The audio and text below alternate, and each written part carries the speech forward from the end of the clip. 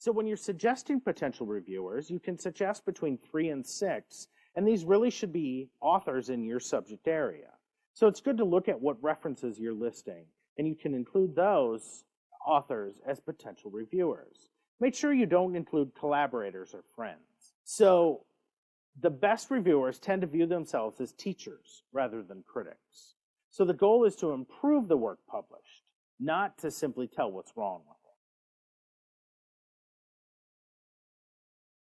So this figure provides an overview of the peer review process. So initially, the author submits a paper.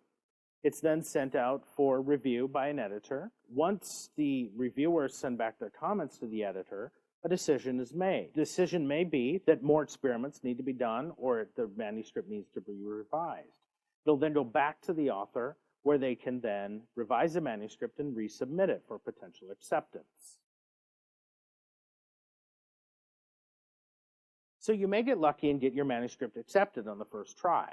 This is very unlikely and very rare, but if it does, it's time to celebrate.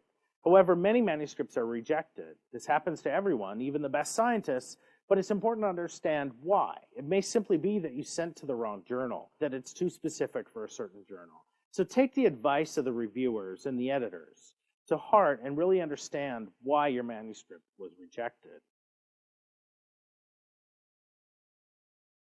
It may be that the journal wants to see a revision of the article, but it may be a major revision. These are where significant deficiencies occur and must be corrected before acceptance.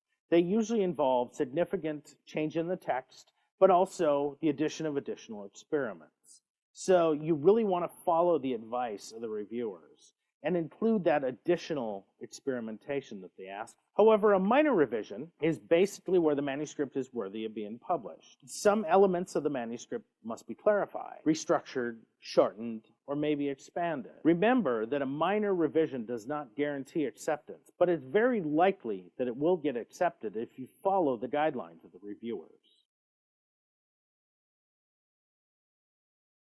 So make sure that you provide a very detailed letter of response. Copy and paste the reviewer comments and add a list of what you did specifically based on those comments. You also want to provide a scientific response to the comment that you accept, or convincing potential rebuttal of why you didn't do something that was suggested. Make sure you use this time also to revise the whole manuscript, not just the parts the reviewer points out. Make sure if you determine that there's a spelling error or a grammar error, that you change it at this time. Once again, minor does not guarantee acceptance. So you want to make sure that you address all the comments very carefully. Remember that rejection is not the end of the world. Everyone has papers rejected. Don't take it personally, but try to understand why this paper was rejected.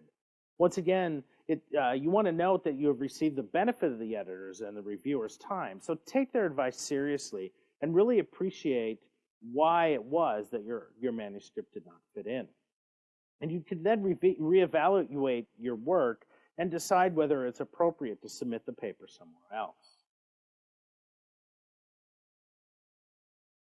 So the author has the rights of making copies for your personal and classroom use, distributing these copies via email to colleagues and friends, posting a preprint or revised version of the final article on the web, and the right to present the journal article at a meeting or a conference. But once again, remember that normally the journal will obtain the copyright for that work.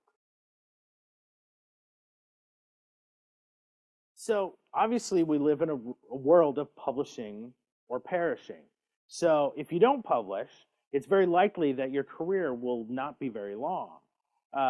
There are scientific international standards for ethics that really need to be adhered to in order for all of us to appreciate the work when it's published. So that scientific ethics are really not considered to have national variants or characteristics. There's a single ethical standard for science.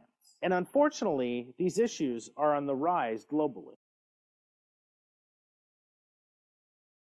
So many journals will use plagiarism detection tools. And these tools will allow for the editors and reviewers to check if a certain manuscript has already been published, or if certain large pieces of text have been copied. So also, the editors may refer something for an ethical investigation, but also other people or colleagues, etc., may do this. So you want to make sure that you're not copying others' work. So this is an author who unfortunately had an issue. This is their response, where they've decided that they will never publish again in the future. This is obviously something that you don't want to ever have to go through. So it's important to take the steps before you submit an article for publication to never have to go through this. And this, unfortunately, is what happens when an article is retracted. It's not removed. It's simply a large red, bolded, retracted is listed on it. So there's many issues with ethics in publishing. Scientific misconduct is, of course, falsification of results. But there's other misconduct, such as plagiarism, where you're copying someone's work. There's duplicate publication or duplicate submission. Making sure that you appropriately acknowledge prior research and researchers, and identifying any conflicts of interest. So these are all issues of misconduct and really should be avoided in all levels. So you can see here, fabrication is making up data or results and recording or reporting them. And this really hits at the heart of our responsibility to science and really wastes the time of everyone involved. Falsification is where you manipulate research materials, equipment, or how you did the study, where you change or omit certain pieces of data to make studies say a certain thing, or where you're selecting the data to fit a preconceived hypothesis. So make sure that when you go into a study, you're not assuming how the data will look. So figure manipulation, of course, is also very bad and is a serious breach of scientific misconduct.